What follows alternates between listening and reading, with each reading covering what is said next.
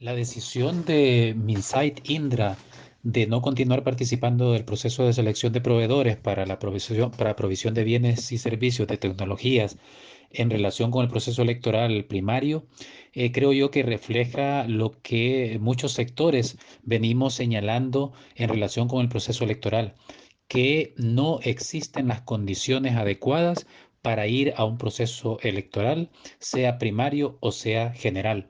Y esto es porque particularmente las reglas del juego siguen siendo las mismas que han sido tanto en las elecciones después del golpe de Estado, en las elecciones del 2013, en las elecciones de 2017, que lo que han hecho es profundizar una crisis en la que Honduras está inmersa desde el golpe de Estado de 2019. Y yo creo que es importante tener en cuenta esta decisión de esta empresa porque va a tener impacto significativo en la confianza y desconfianza en el proceso electoral. Recordemos que ya el año pasado la sociedad hondureña, el pueblo hondureño a través del sondeo de opinión pública del ERIC SJ señalaba un 81,8% de la población que tenía poca o ninguna confianza en el órgano electoral. Y ahora con la retirada de una empresa como esta, señalando cuáles son las debilidades y por qué no quieren seguir participando, solo va a aumentar esa desconfianza ciudadana en un proceso ya bastante cuestionado. Y yo creo que aquí es importante recordar también algo fundamental, que la democracia representativa descansa en la soberanía del pueblo. ¿Y qué implica la soberanía popular? Pues implica que el poder público se ejerza a través de personas que son escogidas en elecciones libres y justas.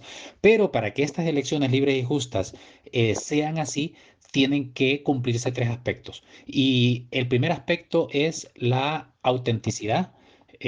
El segundo aspecto es la periodicidad y el tercer aspecto es la universalidad. Y cuando hablamos de autenticidad, ¿a qué nos referimos? Bueno, de que exista una correspondencia entre la voluntad de las personas electoras y el resultado de la elección, es decir, que no existan interferencias que distorsionen la voluntad popular. Sin embargo, cuando una empresa de de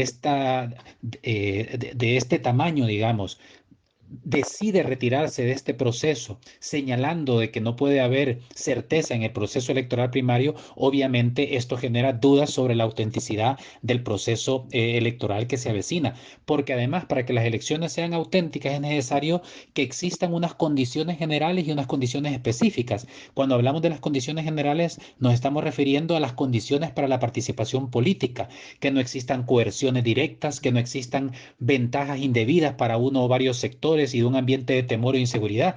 Todo esto existe en Honduras. Entonces, comenzando con el régimen hondureño, que tiene el control de toda la institucionalidad y de todo el presupuesto y por tanto parte con una gran ventaja frente al resto.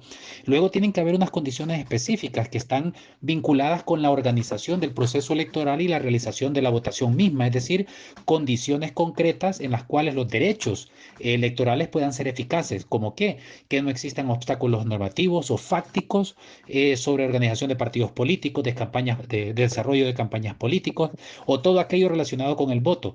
Cuando esta empresa señala, obviamente, que se retira porque no hay condiciones, porque no hay confianza, que no hay certeza de la legitimidad del proceso electoral, obviamente hace que exista una condición específica que hace que el proceso electoral primario no sea o no pueda ser catalogado como auténtico.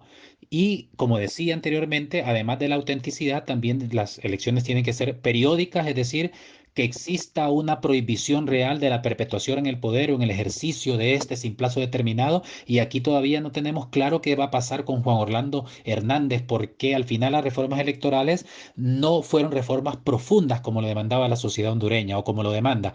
Y el tercer elemento, obviamente, es la universalidad, es decir, que las elecciones se realicen por sufragio universal a través del cual la participación política de todas las personas sea asegurada.